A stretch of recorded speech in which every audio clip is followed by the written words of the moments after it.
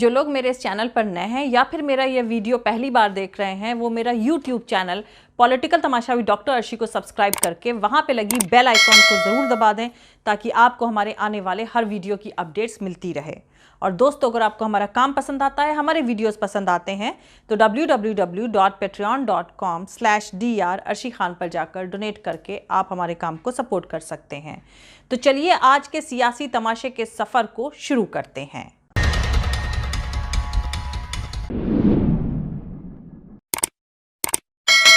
कि मोदी सरकार के union minister of housing and urban affairs और minister of petroleum and natural gas Hardeep Singh Puri का वेडनेसडे को रोहिंग्या रेफ्यूजीज को लेकर करे गए ऐलान ने मोदी सरकार के चेहरे से मुखौटा हटा दिया है। तो दोस्तों, हरदीप सिंह पुरी ने मोदी सरकार के एक ऐतिहासिक फैसले के बारे में बताया है। हरदीप सिंह पुरी ने कहा कि भारत यूएन यानी संयुक्त राष्ट्र की रेफ्यूजी पॉलिसी का सम्मान करता है और मजहब, नस्ल या जाति के बेस पर भेदभाव करे बिना सभी को पनाह देता है। एक ऐतिहासिक फैसले में सभी रोहिंग्या रेफ्यूजीज को दिल्ली के बक्करवाला इलाके में EWS फ्लैटों में शिफ्ट कर दिया जाएगा।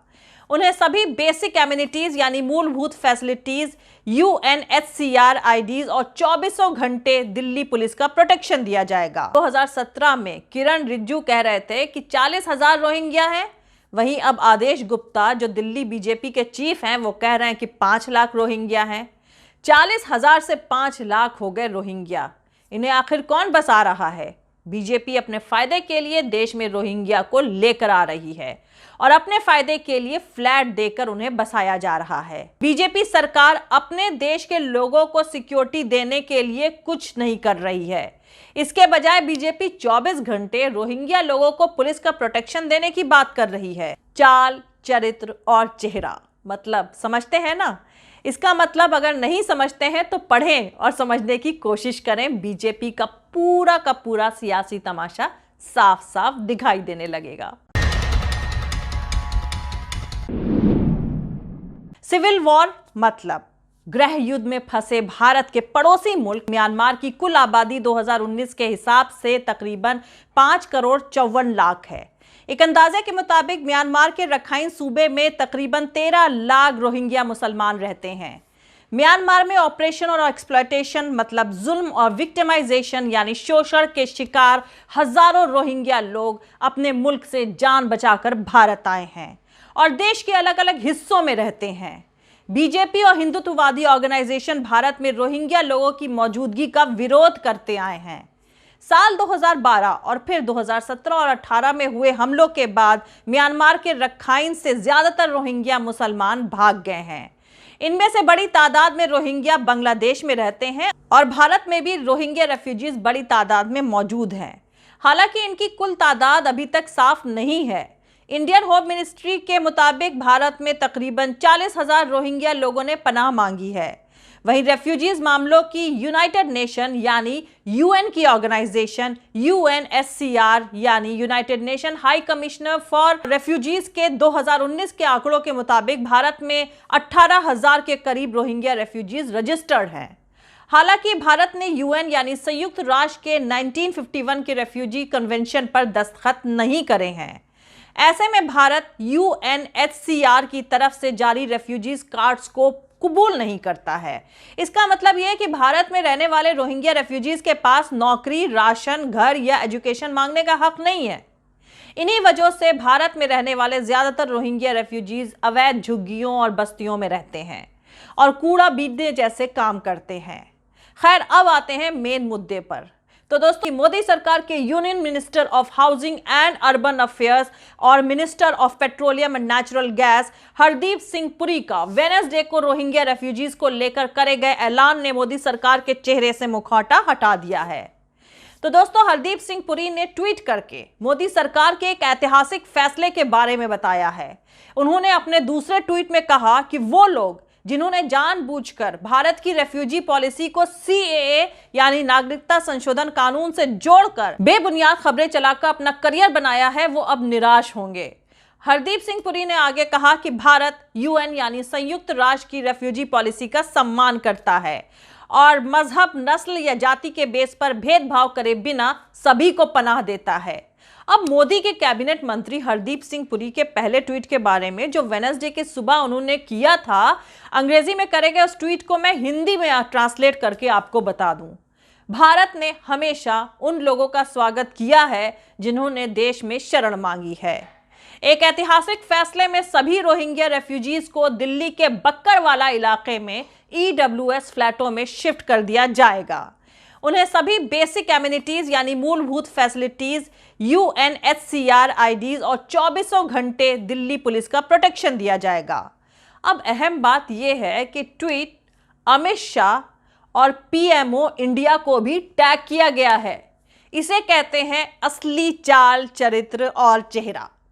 अमित शाह पिछले कई सालों से रोहिंग्या मुसलमान रेफ्यूजीज के लिए कैसा जहर उगलते आए हैं, ये तो आप लोग को याद दिलाने की मुझे जरूरत नहीं है, लेकिन फिर भी थोड़ा आप सबकी मेमोरी को रिफ्रेश कर दूं। 2019 के लोकसभा चुनाव से पहले भारतीय जनता पार्टी ने भारत में रोहिंग्या लोगों की मौजूदगी को बड़ा चुनावी मुद्दा बनाया था।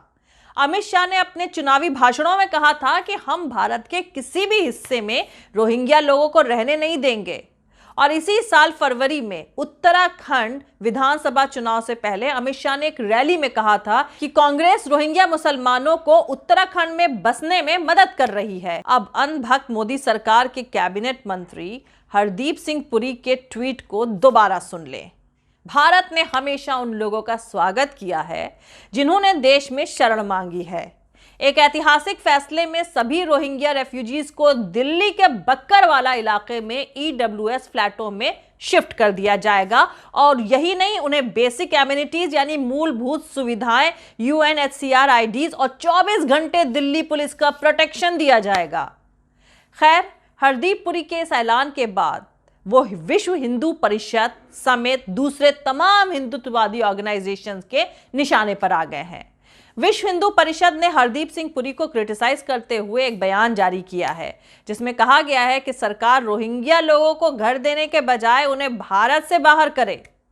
VHP के कार्यकारी अध्यक्ष आलोक कुमार ने अपने बयान में कहा है कि हम पुरी को होम मिनिस्टर अमित शाह के बयान की याद दिलाना चाहते हैं। उन्होंने 10 दिसंबर 2020 को संसद में ऐलान किया था कि रोहिंग्या मुसलमानों को भारत में कभी स्वीकार नहीं किया जाएगा।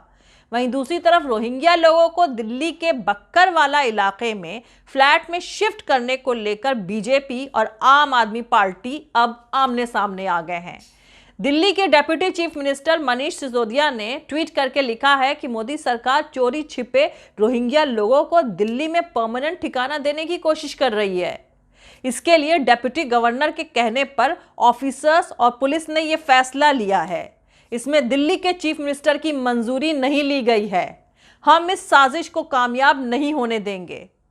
खैर दोस्तों, ये मसला इतना ज़्यादा बढ़ गया है कि रोहिंग्या मुस्लिम रेफ्यूजीज़ के मुद्दे पर आम आदमी पार्टी ने प्रेस कॉन्फ्रेंस भी करी, जिसमें बीजेपी पर दिल्ली और देश में रोहिंग्या लोगों को बसाने का इल्ज़ाम लगाया है। प्रेस कॉन्फ्रेंस में आम आदमी पार्टी के विधायक सौरभ भारद्वाज ने कहा है कि बीजेपी को सुप्रीम कोर्ट ने ऑर्डर दिया था कि आप इन सब लोगों को वापस भेजिए, लेकिन नहीं भेजा जा रहा है। मोदी सरकार ने 8 साल पहले कहा था कि वापस भेजेंगे, पर अभी तक वो लोग वापस नहीं भेजे गए। सौरभ भारद्वाज ने आगे कहा कि 2017 में किरण रिजिजू कह रहे थे कि 40,000 रोहिंग्या हैं।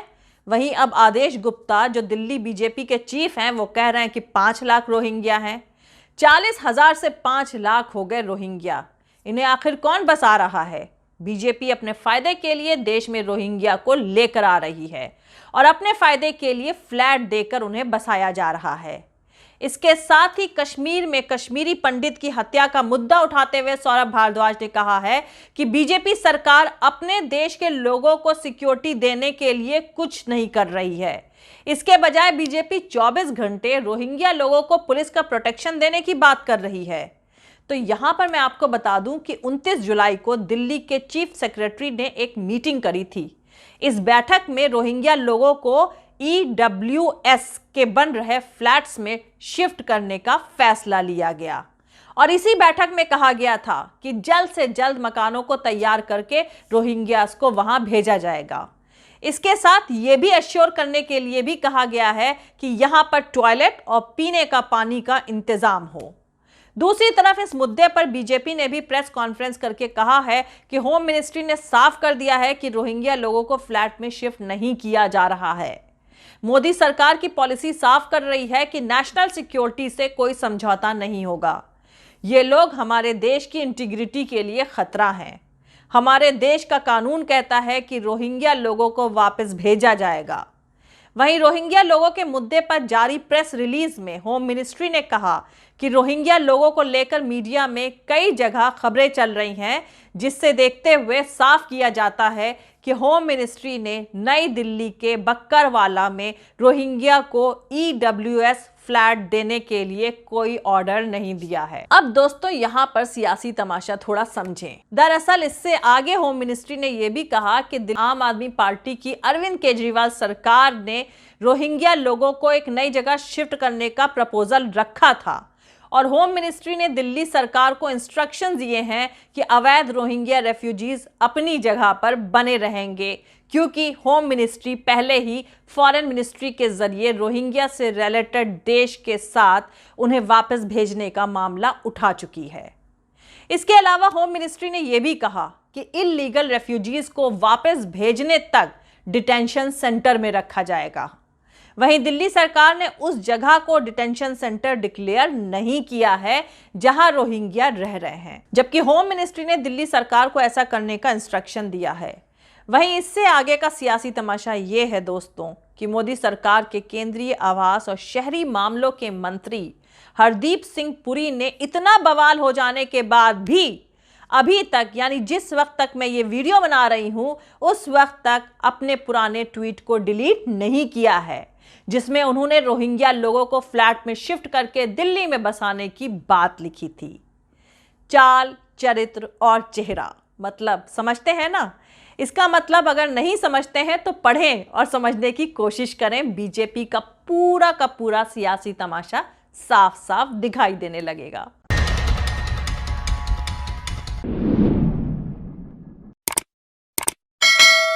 आज के लिए इतना ही दोस्तों, मिलते हैं अगले वीडियो में किसी दूसरे सियासी तमाशे के साथ।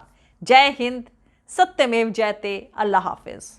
दोस्तों हमारा पूरा वीडियो और दूसरे और वीडियोस देखने के लिए हमारा YouTube channel political Tamasha with doctor Arshi को सब्सक्राइब करके वहां पे लगी बेल आइकॉन को जरूर दबा दें, ताकि आपको हमारे आने वाले हर वीडियो की अपडेट्स मिलती रहे।